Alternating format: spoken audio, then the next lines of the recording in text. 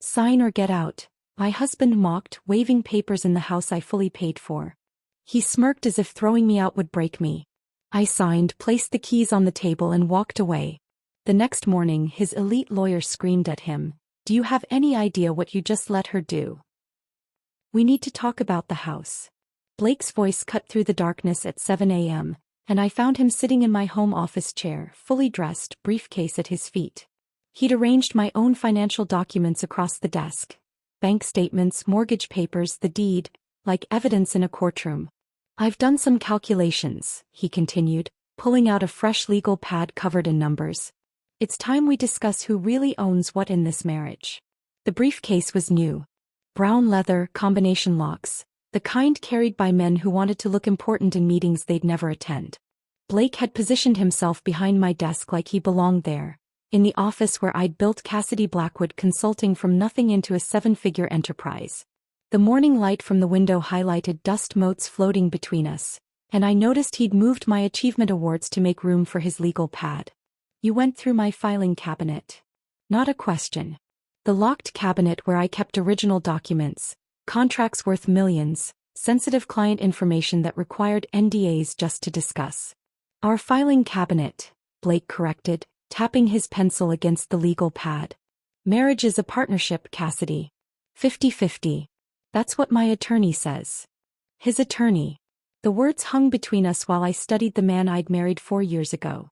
Blake wore the charcoal suit I'd bought him last year for a job interview he'd canceled at the last minute, claiming the company wasn't prestigious enough for his vision. His hair was styled with the expensive pomade from my bathroom drawer. Even his posture was different. Straighter, practiced, like he'd been rehearsing this scene in the mirror. I walked closer, noting how he'd arranged my documents in neat piles.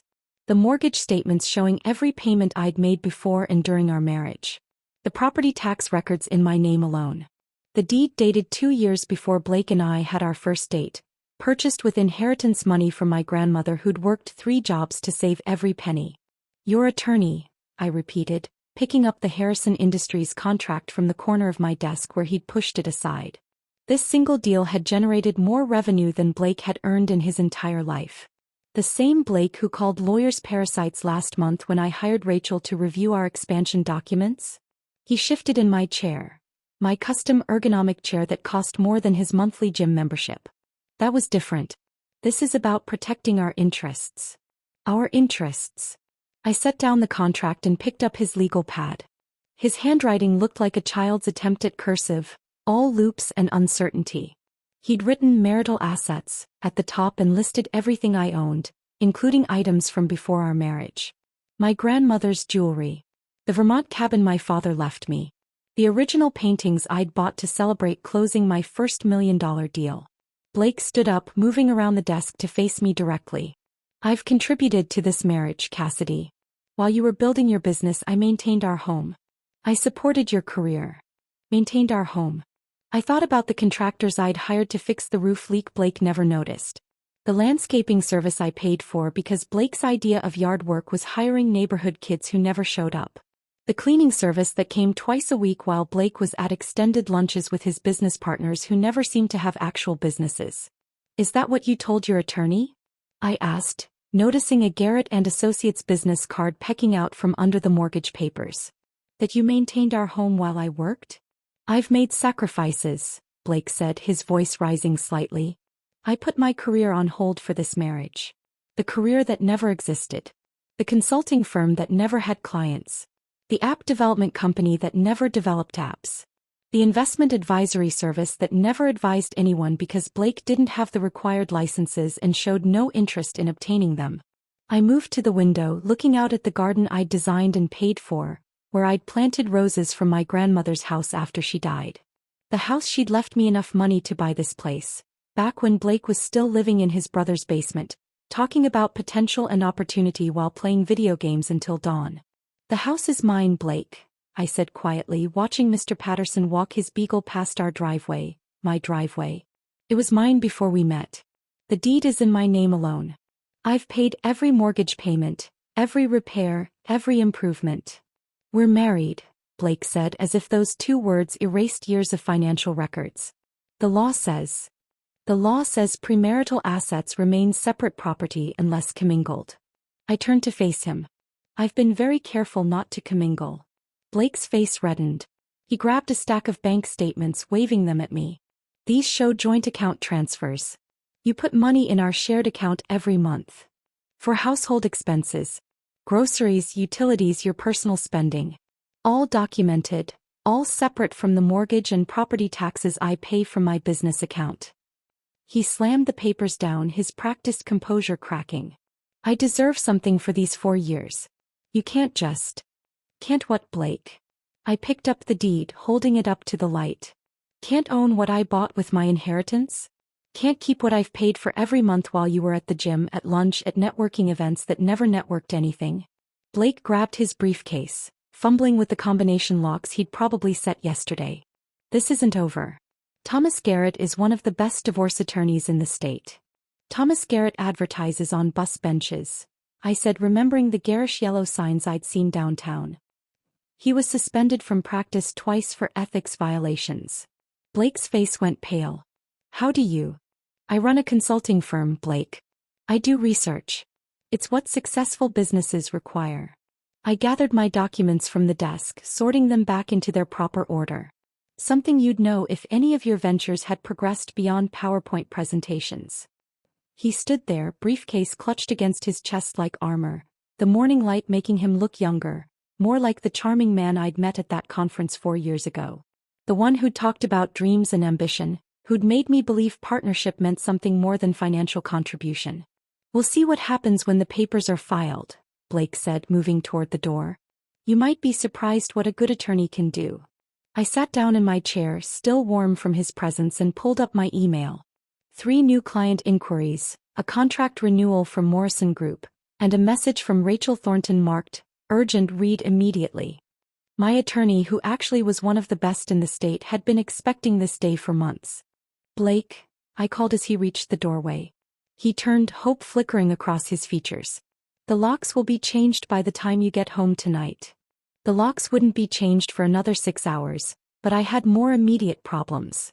Emma knocked on my office door 20 minutes after Blake left, carrying the monthly financial statements I typically reviewed myself. Her expression made my stomach drop before she even spoke. I wasn't sure if I should bring these directly to you, Emma said, setting the folder on my desk with unusual hesitation. She'd been with me for 3 years, hired straight from business school, and had never looked this uncomfortable. Blake picked them up from accounting yesterday, said he was helping with the monthly review. I opened the folder, scanning the credit card statements first. Everything looked standard until I reached the 3rd page. There it was, buried between a lunch meeting and office supplies. Garrett and Associates $2,500 retainer fee, dated 3 weeks ago. The same day Blake had surprised me with flowers and dinner at my favorite restaurant, claiming he wanted to celebrate my latest contract win. Emma, I said, keeping my voice steady despite the anger building in my chest. Did Blake say anything when he picked these up? She shifted her weight, uncomfortable. He mentioned something about understanding the business better. Said he wanted to be more involved in your success. She paused, then added quietly. He also asked if I knew how corporate assets were handled in partnerships. I assumed he meant business partnerships. Of course he did. Blake, who couldn't balance his own checking account, suddenly developing an interest in corporate asset division. I flipped through more pages, finding 2 additional consultations charged to our joint account. One with a real estate assessor. Another with someone called Bradley Kingston, whose LinkedIn profile I quickly pulled up revealed him to be a business valuator specializing in privately held companies. My phone rang at exactly 12:30 p.m. Blake's name on the screen was accompanied by a photo from our wedding day, both of us smiling at something off camera. I remembered that moment. My cousin had been making faces, trying to get us to laugh naturally for the photographer.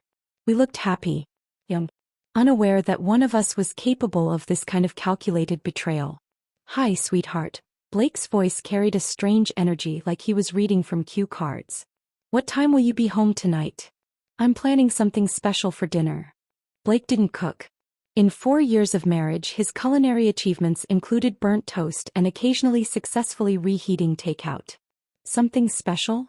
We need to talk about our future, he said, and I could hear paper rustling in the background. About making some changes that will benefit both of us. The words sounded rehearsed, probably practiced in front of the bathroom mirror this morning after I'd left. I pictured him standing there, gesturing at his reflection, trying different inflections until he found one that sounded authoritative instead of desperate. "I'll be home by 7, I lied, already mentally rearranging my schedule. "Should I pick up wine?"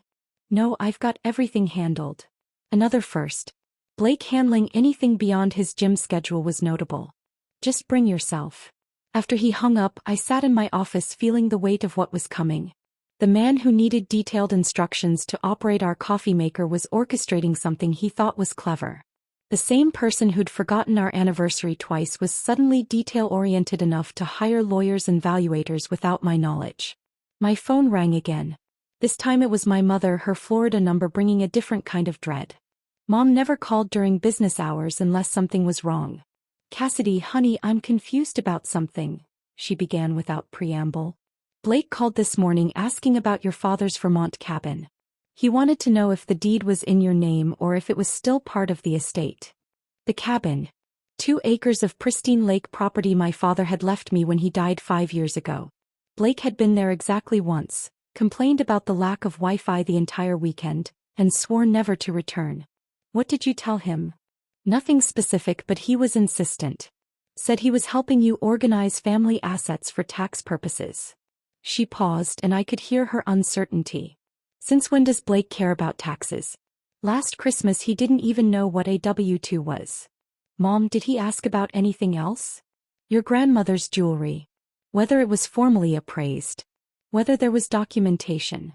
Her voice hardened. "Cassidy, that boy has attended exactly 1 family gathering in 4 years. Now he's calling me about property deeds and appraisals." Blake had been at his brother's bachelor party during Dad's funeral. He'd missed my grandmother's 90th birthday because of a networking retreat that turned out to be a golf weekend. He'd never shown interest in my family beyond asking if there were trust funds he should know about. "Don't tell him anything else, Mom. If he calls again, refer him to me." "Already done. I told him my memory isn't what it used to be." She chuckled darkly. "My memory is fine. I remember exactly what I think of men who plan their attacks while pretending to love you." After Mom hung up, I made my own call. Rachel Thornton answered on the second ring, her voice crisp and professional even though I was calling her personal line. "Cassidy. I wondered when you'd call. You were expecting this?" "I've been expecting it since Blake showed up at the Harrington Charity Gala last month, chatting up divorce attorneys during the cocktail hour. Word travels in legal circles." I thought back to that night. Blake had disappeared for an hour, claiming he was networking. I'd been too focused on securing a donation for the women's shelter to pay attention to his whereabouts. Rachel's fingers flew across her keyboard as she spoke. "Let me pull up your files. The CBW Holdings Trust, established 2 years before your marriage. The house titled exclusively to the trust. Your business incorporated as a separate entity with you as sole proprietor. Your premarital assets, all documented and never commingled with marital funds. So I'm protected? Better than protected. You're bulletproof, legally speaking." She paused and I could hear her smile through the phone. "Blake can hire every attorney from here to Manhattan. The documentation is airtight." "Then why does this feel like I'm losing something?" Rachel's voice softened slightly. "Because you are. You're losing the illusion of who you thought you married. That's often harder than losing money. What do you recommend?" "Let him play his hand. Document everything. Every conversation, every financial transaction, every meeting with his bargain basement attorney." Her tone sharpened again, back to business. "Men like Blake always overplay when they think they're winning. Their ego becomes evidence." I thought about Blake sitting in my office chair this morning, arranging my papers like props in his performance. The new briefcase, the practiced posture, the rehearsed phrases. He wasn't just planning a divorce. He was staging a takeover. "Rachel, he's planning something for tonight. A dinner where we discuss our future. Then give him the performance he expects. Let him think you're unsuspecting. The more confident he feels, the more mistakes he'll make." She paused. "And Cassidy? Record everything. Missouri is a one-party consent state. Your phone in your pocket is perfectly legal." I hung up feeling steadier but somehow sadder. This morning Blake had been my disappointing husband. This afternoon he was my opponent. By tonight he would reveal himself as something worse. A man who'd spent years sleeping beside me while planning his betrayal, practicing his lines in the mirror, convinced he could take everything I'd built because he'd watched me build it. I arrived home at exactly 7 o'clock, my phone recording in my jacket pocket, the weight of it a small comfort against what was coming. The house smelled wrong, like soy sauce and something synthetic. Blake had ordered Chinese food but not from our usual place. This came from the cheap restaurant near the highway, the one we'd tried once and sworn never to return to after finding a hair in the rice. He'd set the dining room table with my grandmother's Wedgwood china, the delicate blue and white plates she'd brought from England in 1952. We'd used them exactly twice in 4 years. Our first anniversary and the night my biggest client signed a 5-year contract extension. Blake had complained both times about hand-washing them, said it was pretentious to own dishes you couldn't put in the dishwasher. Now he moved around my kitchen with unfamiliar purpose, plating orange chicken and beef broccoli onto porcelain that had survived 2 world wars and 3 generations, only to be used as props in Blake's performance. He'd even lit candles, the expensive ones I saved for power outages, and dimmed the lights to what he probably thought was atmospheric but actually made the room feel like a funeral parlor. "Sit," he said, gesturing to my usual chair while he remained standing, a manila folder tucked under his arm. He'd changed into a different suit, this one navy, also purchased with my credit card during last year's failed job search. "We need to have an honest conversation about our marriage." I sat, noting how he'd positioned himself between me and the door, probably something his bargain attorney had suggested. Establish dominance. Control the exit. Make her feel trapped.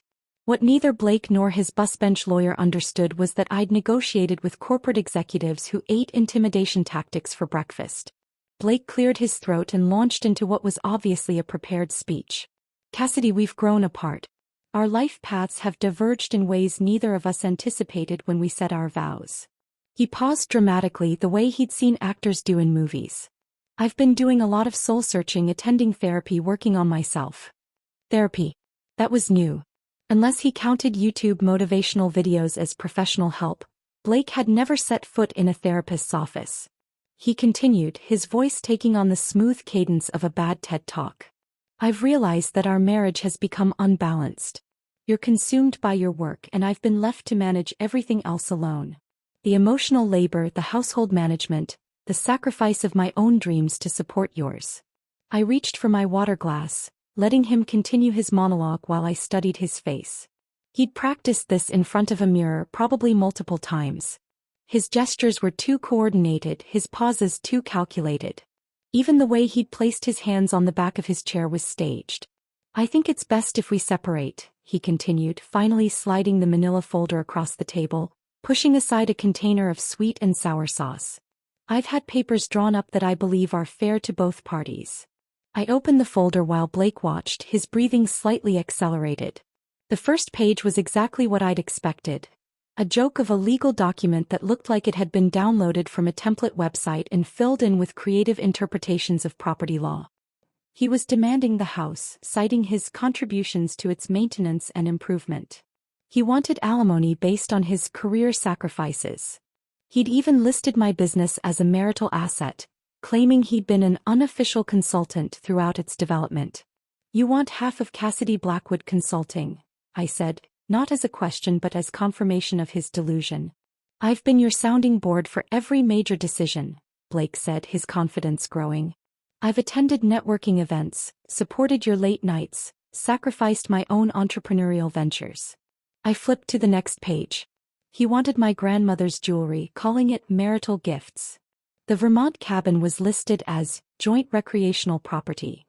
Even my car, purchased 6 months before our wedding, was somehow classified as a shared asset. Blake moved closer, standing over me now. "This is what's fair, Cassidy. What we built together should be divided equally." I continued reading in silence, my expression neutral while inside I catalogued every ridiculous claim, every legal impossibility, every piece of evidence that Blake had no understanding of what he'd actually signed this morning in my office. The papers he'd arranged so carefully on my desk had been decoys, documents I'd left accessible knowing his curiosity would overcome his limited attention span. Well, Blake's patience was fraying. Are you going to sign? I set down the papers and looked up at him. You want the house. I deserve the house. I've made it a home while you've treated it like a hotel. And my business? Our business. Built during our marriage. Community property. The cabin in Vermont? Where we've made memories as a couple. Each lie was delivered with increasing confidence, as if repetition could transform fiction into fact. Blake had spent exactly one night at the Vermont cabin, complained the entire time, and left early claiming allergic reactions to pine trees that mysteriously never affected him during Christmas season. I picked up the pen he'd placed beside the papers. A blue Bic, not even a good one, and he stepped back anticipating victory. His phone was already out, probably ready to text his brother or his gym buddies about his successful negotiation. No, I said simply, setting the pen down. Blake's face flushed. What do you mean no? I mean no. I'm not signing these papers. His practiced composure cracked like cheap paint. You have to sign them. This is what's happening. I've made my decision. Your decision? I stood slowly, matching his height in my heels. Your decision about my house. My business. My inheritance. Blake's hands clenched into fists. Our house. Our business. 4 years of marriage makes everything ours. That's not how property law works, Blake. He slammed his palm on the table hard enough to rattle the china. Don't lecture me about law. My attorney says. Your attorney who advertises on bus benches? Blake's face went from red to purple. He leaned across the table, his voice dropping to what he probably thought was menacing. You're going to sign these papers, Cassidy. You can do it voluntarily or we can do this the hard way. The hard way. I almost smiled. What does that mean exactly? He straightened, pulling himself up to his full height and pointed at the door. Sign the papers or get out. This is my house now. I've established residency. I've contributed to its maintenance. Sign or pack your things and leave. The words hung in the air between us, just as Rachel had predicted. Blake had delivered his ultimatum exactly as his cut-rate attorney had probably coached him, not understanding that he'd just committed several legal errors in less than 30 seconds, all now recorded on my phone. I picked up the pen again and Blake's entire body relaxed, victory written across his features. I signed every page slowly, deliberately, making him watch each signature. My name flowed across the signature lines with the same precision I used for million-dollar contracts, each letter perfectly formed. When I finished, I set the pen down and removed my house keys from my pocket, placing them next to the signed papers with deliberate ceremony. My wedding ring followed. The platinum band I'd purchased myself when Blake claimed rings were outdated symbols of ownership. The irony wasn't lost on me. I stood, collected my purse and walked toward the door without a word. Blake called after me, his voice carrying a mixture of confusion and triumph. That's it? You're just leaving? I paused at the doorway, looking back at him standing there among the takeout containers and stolen china, holding papers he didn't understand, celebrating a victory that existed only in his imagination. I said nothing. There was nothing to say that wouldn't be better delivered through legal channels. 20 minutes later, I was in Rachel's conference room, the one usually reserved for depositions and settlement negotiations. She'd stayed late just as promised and had already prepared everything we needed. Coffee in real cups, not the paper ones Blake always grabbed from gas stations. Legal documents spread across the table in organized sections, each one properly tabbed and labeled. He said it. Rachel asked, pulling up social media on her laptop. Word for word. Sign or get out. He even pointed at the door for emphasis. Rachel's smile was sharp enough to cut glass. Perfect. Now let's review what he's been posting while you were at dinner. Rachel's laptop screen glowed with Blake's latest Instagram post, uploaded just 45 minutes after I'd left the house. The photo showed him raising a beer in my living room, surrounded by his gym crew with the caption, "New chapter starts now. Sometimes you have to remove toxic people to find your peace. Hashtag fresh start, hashtag my house my rules, hashtag leveling up." He's literally broadcasting evidence, Rachel said, taking screenshots with methodical precision. Look at this one. She scrolled to another post where Blake had photographed my home office, now transformed into what looked like a gaming paradise. 3 monitors arranged on my handcrafted desk, LED strips running along the walls I'd painted myself, His collection of action figures displayed where my achievement awards used to sit. The caption read, "Finally turning this workspace into something productive. No more corporate prison vibes." My phone buzzed with a text from Jennifer Martinez, my neighbor 2 houses down. She and I weren't close, but we shared the kind of polite relationship that involved waving during morning runs and accepting packages for each other. Her message was brief: "Blake's having quite the party. Just watched him give a tour to about 10 people. He's telling everyone you abandoned the marriage for your career. Thought you should know." Another text followed immediately, this one with a video attachment. Jennifer had filmed from her kitchen window, catching Blake on the front porch with his brother and several men I recognized from his gym. His voice carried clearly across the quiet street. She chose spreadsheets over family. I gave her an ultimatum and she literally walked out. Just left. Can you believe that? 4 years of supporting her ambition and she couldn't even fight for us. I set my phone down on the hotel suite's marble bathroom counter. The Marriott downtown wasn't cheap, but I needed a base of operations that felt controlled, professional, somewhere I could think without the emotional weight of memories in every corner. The suite had a separate living area with a desk where I'd already set up my laptop, preparing for what would come next. Marcus Chen's name appeared on my phone screen. My CFO rarely called after hours unless something required immediate attention. "The transition is complete," Marcus said without preamble. "All company accounts have been restructured. Blake Wilson's access was terminated at 8:47 p.m. His corporate card was deactivated, and all automatic payments linked to it have been suspended pending reassignment." How many automatic payments? 17. Including his BMW lease, gym membership, country club access, wine storage unit, and something called executive presence coaching that's been charging $400 monthly for the past year. Executive presence coaching. Blake had told me that was career counseling to help him launch his consulting firm. I'd been funding his life coach to tell him he was special while he contributed nothing to our household except dirty dishes and empty promises. Document everything, Marcus. Create a full audit trail. Already in progress. Also, Blake attempted to use the corporate card 20 minutes ago at something called Velocity Sports Bar. The transaction was declined. Of course, he tried to put his celebration party on my company card. The same card he'd been using for years to fund his lunches with potential business partners, who never materialized into actual ventures. My phone rang again, this time showing my sister Sarah's face, a photo from last Christmas when she'd visited from Seattle. Sarah was 3 years younger but decades wiser when it came to reading people. She'd never liked Blake, though she'd been polite enough to hide it during family gatherings. What kind of manipulative garbage is Blake trying to pull? Sarah's voice was tight with anger. "He just called me claiming you're having some kind of breakdown, that you walked out on your marriage and need space to process your emotions. He actually suggested I should encourage you to seek therapy for your workaholism. He called you 20 minutes ago. Had the nerve to sound concerned like he was the worried husband. Kept saying you'd chosen your career over family, that he'd tried everything to save the marriage but you were too focused on money to see what really mattered." I moved to the suite's window looking down at the city lights. Somewhere out there, Blake was celebrating in my house, telling his version of events to anyone who would listen. The villain narrative he'd crafted where I was the cold, calculating businesswoman who'd abandoned a loving husband. "Sarah, he's trying to control the narrative before." Before what? "Cassidy, what's really happening?" Because the Blake who called me sounded coached, like he was reading from a script. He used words Blake doesn't know. He mentioned emotional labor and relationship equity. Since when does Blake know those terms? Since his attorney told him what to say. Sarah's silence lasted several seconds. "He's trying to take the house, isn't he? The house Grandma's money bought.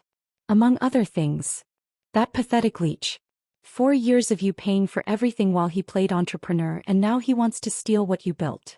Her voice rose. "Remember when Dad was in the hospital? Where was Blake?" "Oh right, at a crucial networking retreat that turned out to be a golf weekend. I remember. 3 months Dad was sick and Blake visited once. For 20 minutes. And now he's calling me about family values." She paused, her voice softening. "Do you need me to come get anything from the house? Important documents, Grandma's jewelry, anything he might damage or claim?" "Not yet. Let him think he's won for now. Cassidy, I know you. You're planning something. I'm not planning anything. I'm just documenting reality while Blake creates his own fantasy. After Sarah hung up, I opened my laptop and logged into our banking app. The joint account showed Blake's spending in real time. $127 at Velocity Sports Bar declined. $84 at the liquor store declined. $45 at the pizza place declined. Each rejection was time-stamped, creating a digital trail of Blake's collapsing celebration. A text from Emma appeared. Blake called the office asking about accessing the company portal. Claimed he needed to review partnership documents. Security flagged it as unauthorized access attempt. Partnership documents. Blake, who'd never been a partner in anything except spending my money, was already trying to establish a claim to my business. His attorney must have told him to gather evidence of involvement, not understanding that every login attempt, every call, every text was being logged by people who actually understood documentation. My phone buzzed with another Instagram notification. Blake had posted a photo of my wine cellar, the one I'd had custom built to store my collection of investment-grade vintages. He'd opened one of my 2015 Chateau Margaux bottles, worth about $800, and was pouring it into red Solo cups for his gym buddies. The caption, "Life's too short for saving things for special occasions. Today is the special occasion." Rachel texted immediately. "He's documenting destruction of separate property assets. Keep recording everything." The hotel room's silence felt strange after years of Blake's constant noise. His video games, his conference calls for businesses that never launched, his motivational podcasts played at volumes that suggested he thought success could be absorbed through decibels alone. Here in this temporary space I could think clearly for the first time in months. Another message arrived, this one from the BMW dealership. "Ms. Blackwood, we're attempting to reach Blake Wilson regarding his lease payment. The account on file has been declined. Please contact us at your earliest convenience." Blake's first stumble was beginning. Tomorrow, when he woke up hungover in my house, surrounded by empty bottles and the debris of his premature victory party, the calls would start. The gym wondering about his membership. The country club about his access card. The wine storage facility about his monthly fee. Each small failure would build into an avalanche of reality that no amount of Instagram filters could hide. I closed my laptop and prepared for bed in sheets that didn't smell like Blake's cologne or carry the weight of shared disappointments. Tomorrow would bring new developments, new evidence, new mistakes as Blake continued to celebrate a victory that existed only in his imagination. Morning arrived with a text from Emma that made me sit up straight in the hotel bed. "Can we meet before the office opens? There's something I should have told you months ago." The timestamp showed 5:47 a.m. Emma never messaged before 7 unless something was seriously wrong. We met at a quiet coffee shop 3 blocks from my office, the kind of place where business deals were discussed in whispers and nobody looked up from their laptops. Emma was already there, nervously shredding a napkin into tiny pieces, her usual composure completely absent. 3 months ago, during the Patterson Industries conference, she began without preamble, "I saw Blake at the Marriott downtown. You were giving your keynote presentation, and I'd stepped out to handle that emergency with the Chicago contract." She paused, forcing herself to meet my eyes. He was with someone. A woman. Early 20s, blonde, extremely fit. The coffee shop's jazz music played softly while I processed this information. 3 months ago, Blake had told me he couldn't attend the conference because of a stomach bug. I'd delivered my presentation to 300 industry leaders while my husband was at a hotel 6 blocks away. "I convinced myself it was a client meeting," Emma continued. "Blake was always talking about his business ventures, so I thought maybe he'd finally found an investor or partner." She pulled out her phone, scrolling through Instagram with practiced efficiency. "Then last week I saw this." The screen showed a woman's profile. Jessica Reeves, personal trainer and fitness influencer. In her recent posts, Jessica was wearing my diamond tennis bracelet, the one Blake claimed had been sent for cleaning 2 months ago. Another photo showed her in my Cartier watch, an anniversary gift that had supposedly been lost during our last vacation. My grandmother's pearl necklace adorned her neck in a gym selfie, hashtag blessed and hashtag living my best life. "These are all your pieces, aren't they?" Emma asked quietly. "I recognize them from company events." The pearls had been my grandmother's wedding gift from my grandfather in 1951. Blake had told me they were at the jeweler being restrung. The watch had mysteriously disappeared from our bedroom dresser. The tennis bracelet had supposedly fallen off during one of Blake's golf outings, and he'd filed an insurance claim that I'd never followed up on because I trusted my husband. Rachel called while I was still staring at Jessica's Instagram. My forensic accountant found something interesting. Blake opened a separate account 4 months ago at First National. Different branch from your usual one, using your home address but only his name. How much? $37,000 in deposits over 4 months. Cash deposits structured to avoid reporting requirements. Classic concealment tactics. Papers rustled in the background. The timing corresponds with items disappearing from your inventory. Your grandmother's silver tea service, the signed first edition books from your father's collection, several pieces from your storage unit. My father's books. The complete Hemingway collection he'd built over 40 years, each volume carefully selected and preserved. Blake had said the storage unit had been reorganized for climate control, that everything was safer in new containers I hadn't had time to inspect. He's been liquidating assets for months, Rachel continued. Building an escape fund while you paid for everything. The mortgage, utilities, his car insurance, food, his gym membership. You were funding his lifestyle while he was stealing from you to fund his exit. After ending the call, I drove to my house, not to confront Blake but to speak with Mrs. Chin next door. She answered immediately as if she'd been expecting me. Mrs. Chin was 73, sharp as a legal brief, and had lived next door since before I bought the house. She'd never liked Blake, calling him that loud man, whenever his music disturbed her afternoon tea. I have something to show you, she said, leading me to her dining room where a laptop sat open on her polished mahogany table. My grandson installed these doorbell cameras after those package thefts last year. They record everything. The footage began playing. Date stamp. 2 weeks ago, 2:47 p.m. Blake's BMW pulling into our driveway. Blake getting out, walking around to open the passenger door for Jessica. They were laughing, his hand on her lower back as he guided her to our front door. The casual intimacy of people who'd done this many times before. There's more, Mrs. Chin said, clicking to another file. This is from last month. Jessica arriving alone with her own key. My house key. Walking in like she owned the place while I was at a client meeting in Boston. The timestamp showed she stayed for 3 hours. Another video showed them carrying boxes from the house to Blake's car. My boxes. My belongings. My life being stolen piece by piece while I worked 14-hour days to pay for the roof over their heads. I should have said something sooner, Mrs. Chin apologized. But I wasn't certain it was my place to interfere in marital matters. Back at the hotel, Rachel had assembled more information about Thomas Garrett, Blake's attorney. The research painted a picture of staggering incompetence wrapped in flashy marketing. 2 suspensions from the bar for ethics violations, one for mishandling client funds and another for filing frivolous lawsuits. His website promised aggressive representation for men's rights, and featured testimonials that Rachel's investigator discovered were fabricated. He advertises on Facebook and Craigslist, Rachel said, barely concealing her professional disdain. His success rate is 12%. Most of his cases settle unfavorably or get dismissed. Blake found him through a sponsored post that promised David versus Goliath legal victories. The irony was perfect. Blake, convinced of his own brilliance, had hired an attorney whose incompetence was documented in public records. He'd chosen flash over substance, marketing over merit, the same way he'd approached everything in our marriage. Marcus Chin sent another update about Blake's financial situation.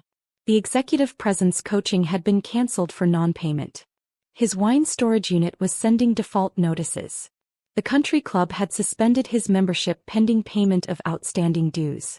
Each domino falling exactly as predicted, Blake's carefully constructed image crumbling one declined transaction at a time.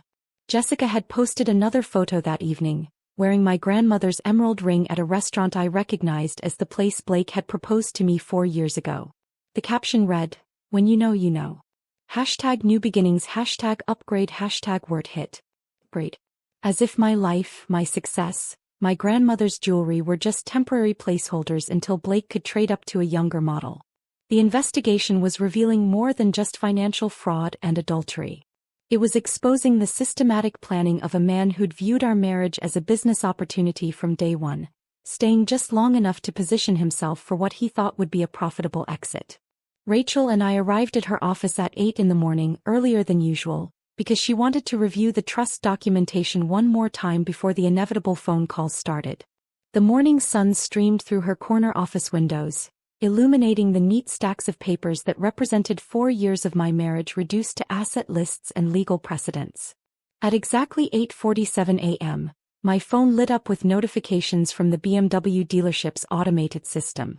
Blake's car had been repossessed from my driveway 30 minutes earlier. The tow truck driver had left a notice on the front door explaining that the lessee should contact the financial services department immediately. Blake, who rarely woke before 11, would discover this in a few hours when he stumbled outside expecting to find his precious status symbol waiting in the garage. Emma forwarded me an email that had bounced back from Blake's company email address, the one I'd set up for him 2 years ago when he insisted he needed it for his consulting business that never materialized. The address was dead, the account terminated as of midnight. His phone would be next, once he realized the device in his hand was suddenly just an expensive paperweight without cellular service. At 9:15 a.m., Jennifer Martinez texted me a photo from her living room window. Blake stood in my driveway in his pajamas, staring at the empty space where his BMW should have been, holding the repossession notice like it was written in a foreign language. Even from a distance I could see his confusion morphing into panic as he tried to call someone, anyone, only to discover his phone had no service. Rachel's paralegal knocked and entered, carrying a fresh cup of coffee and wearing an expression of barely suppressed amusement. Mr. Wilson just tried to use the Keurig machine at the house. The Smart Plug app shows 5 failed attempts to activate it remotely. He also tried the television, the sound system, and the automated blinds. Everything's been disconnected from his access. The smart home system I'd installed last year, all connected to my account, all controlled by my phone. Blake had mocked it as unnecessary technology, but he'd certainly enjoyed using voice commands to adjust the temperature and lighting. Now he was trapped in a house that no longer recognized him as an authorized user. At 9:42 a.m., Jessica Reeves updated her Instagram story. She was at brunch with someone new, a man whose Rolex was visible in the frame as he poured champagne. The caption read, "When the universe removes toxic people automatically. #blessed, #trading up, #new energy." Blake had been tagged in the post initially, but the tag was removed within minutes. She'd already moved on to her next target. Marcus Chun called with an update on Blake's attempted transactions from the morning. He tried to buy coffee at his usual place. Declined. Attempted to get gas at 3 different stations. All declined. He even tried to use Apple Pay linked to the corporate account. That was terminated at midnight. Marcus paused and I could hear him typing. He's currently at an ATM trying to access the joint account. That's showing a balance of 0 as of this morning's transfer. Blake's entire financial ecosystem had collapsed overnight. Every card, every account, every automatic payment that had sustained his lifestyle for 4 years had been systematically terminated. The man who'd spent the previous evening celebrating his victory was discovering that his empire had been built on someone else's foundation. At 10:03 a.m., Thomas Garrett's name appeared on Rachel's phone screen. She put him on speaker and we could immediately hear the panic in his voice before he even spoke. Papers rustled frantically in the background, and someone was typing rapidly on a keyboard. "Miss Thornton, I need clarification on some documentation that's just come to my attention," Garrett began, his voice notably higher than during yesterday's confident threats. "The CBW Holdings Trust you mentioned. My client was under the impression that the property was marital asset. Your client signed documents acknowledging the property was owned by the trust," Rachel responded, her tone professionally neutral while her eyes sparkled with satisfaction. "His signature appears on 7 different pages affirming his understanding of the ownership structure. But he didn't. I mean, there may have been some confusion about the implications of those signatures." Confusion? Rachel pulled up the documents on her screen. Mr. Wilson signed a separation agreement demanding sole and exclusive rights to property he knew was owned by my client's trust. That's documentary fraud, Mr. Garrett. I'm sure someone who advertises expertise in property division would recognize the severity of that. The typing in the background stopped. We could hear Garrett's breathing accelerate as he processed the implications. More papers shuffled, and then a muffled conversation as Garrett apparently covered the phone to speak with someone else in his office. "I need to review this with my client," Garrett said when he returned, his voice strained. "There seems to be a misunderstanding about the nature of the property ownership." "There's no misunderstanding," Rachel said calmly. "Your client attempted to claim property he never owned, using documents he created while planning to commercially exploit that property through short-term rentals. We have his social media posts, his rental listings, and his signed acknowledgement that he understood the trust structure. Would you like me to forward you the evidence file?" Another pause, longer this time. Then Garrett's voice, barely controlled, speaking to someone in his office but clearly audible through the phone. "Get Blake Wilson on the phone immediately." We heard the speakerphone click on in Garrett's office and then Blake's voice, panicked and angry. "Tom, what's happening? My car is gone, my cards don't work, I can't even make coffee in my own house." "It's not your house," Garrett said flatly. "It never was your house." "What are you talking about?" "I have the separation agreement. She signed it. She gave me the house." Garrett's composure finally cracked completely. His voice rose to nearly a shout, forgetting that Rachel and I were still on the line. "Do you have any idea what you just let her do? You signed documents claiming ownership of property held in a trust. A trust established before your marriage. You committed fraud, Blake. Documentary fraud. She didn't give you anything. You gave her evidence to bury you with." The silence that followed was absolute. We could hear Blake breathing on the speaker, rapid and shallow, as the reality finally penetrated his delusions. Rachel muted our end of the call, and we listened as Garrett continued his explanation, his voice becoming increasingly agitated as he outlined the catastrophic legal position Blake had created for himself. "The property was never marital asset. Your social media posts constitute evidence of intent to commit fraud. The separation agreement you had her sign is worthless because you can't transfer ownership of something you never owned. And by claiming exclusive rights to the property, you've admitted in writing that you understood the ownership structure while attempting to steal it anyway." Blake's response was barely audible, all his manufactured confidence evaporated. "But you said possession was 9/10 of the law. You said if I established residency." "I said that before I knew about the trust. Before I knew you'd been posting about turning it into a rental property. Before I knew you'd signed documents acknowledging you understood the ownership structure." Garrett was clearly in full panic mode now. "You need to vacate that property immediately. Today. Before she files criminal charges." Rachel unmuted our phone. "Mr. Garrett, we're prepared to give your client 72 hours to vacate, provided he doesn't damage any property or remove any items that don't belong to him. After that, we'll proceed with formal eviction and criminal fraud charges." Garrett's panicked voice was still echoing through Rachel's office when we heard Blake in the background shouting something about squatters' rights and residential tenancy laws. The call ended abruptly with Garrett saying he needed to review case precedents immediately. Rachel closed her laptop with satisfaction and looked at me across her mahogany desk. "The eviction notice will be served tomorrow morning at 7, she said, pulling up the sheriff's department portal on her screen. "Deputy Martinez has already been briefed on the situation. He's handled dozens of these cases where someone claims ownership without legal standing." The next morning, I watched from my hotel room window as the sun painted downtown in shades of gold and amber. At precisely 7 a.m., my phone buzzed with a text from Jennifer Martinez, my observant neighbor. She had attached a video of Deputy Martinez walking up my driveway in his crisp uniform, carrying official documents that would formally begin Blake's removal from my property. 20 minutes later, my phone rang. Blake's number appeared on the screen, calling from a landline since his cell service had been terminated. I answered on the third ring, keeping my voice neutral and professional. "Cassidy, we need to talk about this situation," Blake began, his voice lacking its usual manufactured confidence. "This has all gotten out of hand. Maybe we should sit down and discuss this like adults." "We did discuss it, Blake. You presented me with separation papers demanding my house, my business, and my inherited assets. I signed exactly what you asked me to sign.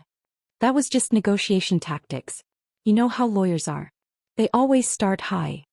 His voice cracked slightly, the desperation beginning to seep through. We could work this out ourselves. Maybe try counseling? Remember how good things were in the beginning. The beginning. When Blake had presented himself as an ambitious entrepreneur temporarily between ventures. Someone who just needed the right partner to achieve his potential. I had mistaken his confidence for competence, his dreams for plans, his promises for potential. Blake, the CBW Holdings Trust was established 2 years before we met. Every mortgage payment came from my business account. You signed documents acknowledging you understood the ownership structure. There's nothing to work out. His tone shifted from conciliatory to aggressive within seconds. You set me up. You knew what you were doing all along. This whole marriage was just a business arrangement to you. The marriage was real, Blake. Your contribution to it wasn't. For years, and you never paid a single household bill, never contributed to the mortgage, never even bought groceries unless it was with my credit card. I supported you emotionally. I maintained our home. I sacrificed my career. His voice rose to nearly shouting, the same rehearsed lines his attorney had probably fed him. You played video games while I worked 14-hour days. You went to the gym while I negotiated million-dollar contracts. You had affairs while I was at conferences earning the money you were spending. I kept my voice steady, factual, without emotional inflection. You didn't sacrifice anything because you never had anything to sacrifice. The silence stretched for several seconds before Blake's voice returned, smaller now, almost pleading. Where am I supposed to go? I don't have any money. My car's been repossessed. You've destroyed my life. Your brother is coming with a moving truck this afternoon. You have 72 hours to remove your personal belongings. Anything you actually own, not anything purchased with my money or claimed as mine. Blake's brother Daniel arrived at 2 p.m. with a U-Haul truck that looked too large for what Blake actually owned. I watched through Mrs. Chen's security camera feed as Daniel helped Blake carry out his possessions. The gaming chair he'd bought with last year's consulting bonus, that was actually my quarterly dividend. The exercise equipment purchased during his fitness influencer phase, funded by my annual bonus. The vision boards he'd created during his life coach certification, a program I'd paid for that he'd never completed. Jennifer Martinez sent me updates throughout the afternoon. They're arguing about the television, she texted. Blake insists it's his. Daniel just showed him the receipt on your credit card statement. Another text 20 minutes later showed Blake standing in the driveway, gesturing wildly at neighbors who were pretending to check their mail or water already drenched gardens. Mrs. Chen had positioned herself on her porch with a cup of tea, watching the proceedings with undisguised interest. Mr. Patterson walked his beagle past the house 3 times, each loop slightly slower than the last. Blake tried to take the Peloton bike, arguing he was the only one who used it. Daniel had to physically stop him, pointing out that the credit card statement showed it was purchased with my company card. The wine refrigerator became another point of contention until Daniel pulled up the purchase history on his phone, proving it predated Blake's arrival in my life. By 4 p.m., the truck contained a pathetically small collection of items. Blake's clothes, most of which I'd purchased but wasn't interested in fighting about. His collection of self-help books and business guides, none of which had ever translated into actual business activity. The plaques and certificates from his various online courses and certifications, monuments to potential that never materialized into productivity. Rachel called as they were loading the last boxes. I have the forensic accounting report complete. Do you want to know the total? Tell me. Over 4 years, Blake Wilson contributed exactly $0 to household expenses. He spent $342,768 of your money on what he categorized as business development, networking, and professional advancement. She paused and I could hear her flipping through pages. This includes $47,000 in gym and fitness-related expenses, $83,000 in restaurant bills for meetings with potential partners who never materialized, $31,000 in online courses and certifications he never completed, and $45,000 in travel for conferences where he was supposedly building his network. And the rest. Personal shopping, entertainment, and cash withdrawals that coincide with the dates he was seeing Jessica. Every penny documented, every transaction tracked. If he tries to claim any financial interest in your assets, this report will demonstrate he was essentially a dependent who contributed nothing while depleting marital resources. I thought about all those evenings I'd come home exhausted from client meetings to find Blake on the couch, planning his next big venture while I paid for his dreams and delusions. $342,000 over 4 years. That money could have funded a scholarship program, supported a women's shelter, or helped actually struggling entrepreneurs launch real businesses. Daniel knocked on several more doors as the afternoon wore on, apparently looking for boxes or tape or bubble wrap. Blake stood by the truck, his shoulders slumped, watching his life get packed into a space smaller than my walk-in closet. The man who'd tried to steal my house was being evicted with barely enough possessions to fill a studio apartment. His empire revealed to be nothing more than borrowed luxuries and stolen dreams. The U-Haul truck disappeared around the corner at 5:47 p.m., carrying Blake's meager possessions and oversized delusions. I stood in Mrs. Chen's driveway for another moment, watching the empty street where my marriage had just been packed away in boxes smaller than my quarterly tax payments. Then I walked back to my house with the locksmith I'd scheduled for 6 o'clock sharp. Robert from Secure Home Systems had serviced the property before, installing the smart locks 2 years ago that Blake never learned to program properly. He worked methodically, replacing every lock, reprogramming every code, his professional silence a comfort after days of legal battles and emotional confrontations. The front door's new deadbolt clicked into place with a sound that felt like punctuation at the end of a very long sentence. "All set, Miss Blackwood," Robert said, handing me a set of keys that gleamed under the porch light. "The smart home system has been completely reset. Only your biometrics and phone will have access now." I entered my house, truly my house, for the first time in days. The space felt different immediately, like it had been holding its breath for 4 years and could finally exhale.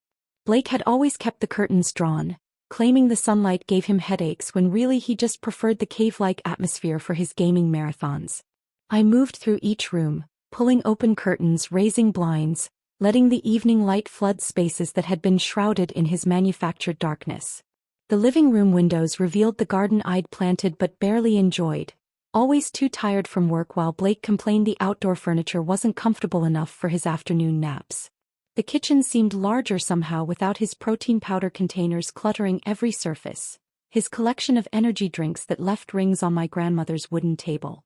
I opened windows that had been sealed shut since winter, letting fresh air replace the stale mixture of his cologne and whatever supplements he'd been taking for his latest fitness transformation. ServiceMaster arrived the next morning with a deep cleaning crew. Not because the house was dirty in any conventional sense, but because I needed every trace of Blake's presence professionally erased. They worked through each room with industrial-grade equipment, steam cleaning carpets where he'd spilled his sports drinks, sanitizing bathrooms where he'd left his expensive skincare products that never made him look any younger, just more desperate. "We'll need to pay special attention to the master bedroom," I told the crew leader, a middle-aged woman named Patricia who understood without further explanation.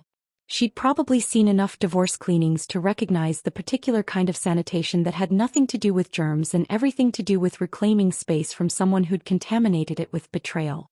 While they worked, I drove to the storage unit where I'd been keeping my father's books and my grandmother's china that Blake had deemed too cluttered for our minimalist aesthetic. His term for empty spaces he was too lazy to decorate. Box by box, I brought back the pieces of my life I'd hidden to make room for his ego.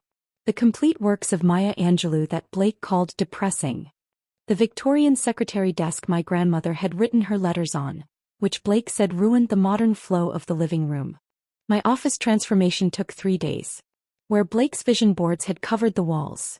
Dreams of businesses that never launched, goals that never materialized, motivational quotes that never motivated action. I rehung my achievement awards. The Partner of the Year plaque from Morrison Industries. The Excellence in Innovation certificate from the State Business Council.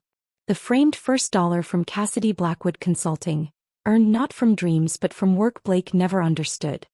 His garage gym equipment had already been removed, leaving a vast empty space that echoed with possibility.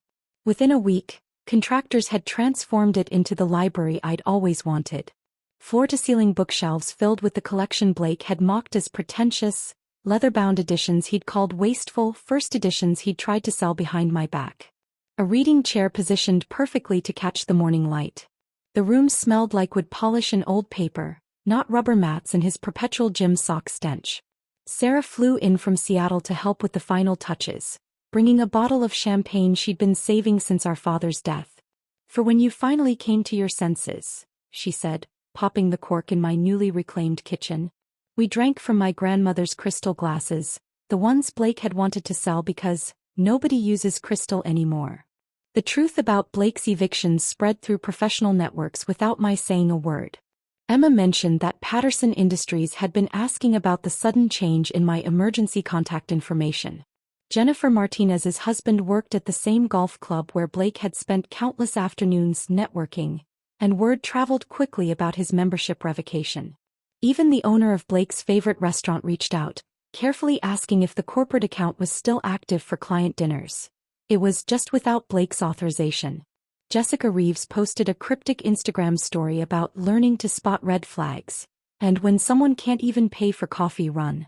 She'd blocked Blake publicly, making sure mutual connections saw her dismissal of him. His carefully cultivated image as a successful entrepreneur crumbled faster than his legal case. LinkedIn showed he'd viewed my profile 17 times in 1 week, but his own profile disappeared after his post about new chapters and fresh opportunities got screenshotted and shared in private group chats with crying laughing emojis. 6 months later, on a warm September evening, I hosted my first dinner party since reclaiming my house. Rachel arrived early with her wife, bringing wine that cost more than Blake's monthly gym membership. Emma came with her husband, carrying a homemade lasagna in the dish Blake had banned from our kitchen because carbs didn't align with his fitness goals. Mrs. Chen brought her famous dumplings, the ones Blake had called too ethnic for his palate. We gathered around my dining room table, the one Blake had wanted to replace with something more modern, less meaningful. Candlelight reflected off my grandmother's china, the plates he'd used as props for his final performance now serving their actual purpose, bringing people together. The conversation flowed naturally, punctuated by genuine laughter, not the forced networking chuckles Blake had practiced in the mirror. Rachel raised her glass as we finished dessert, a chocolate souffle I'd made myself in my reclaimed kitchen.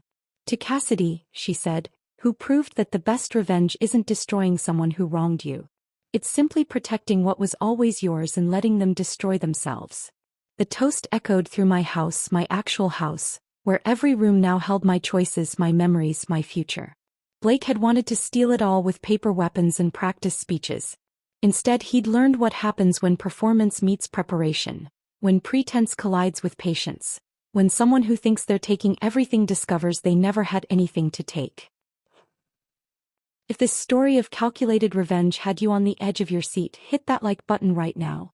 My favorite part was when Blake's attorney screamed, "Do you have any idea what you just let her do?" after realizing his client had signed away everything for a house he never owned. What was your favorite moment? Drop it in the comments below. Don't miss more thrilling stories like this. Subscribe and hit that notification bell so you never miss an upload.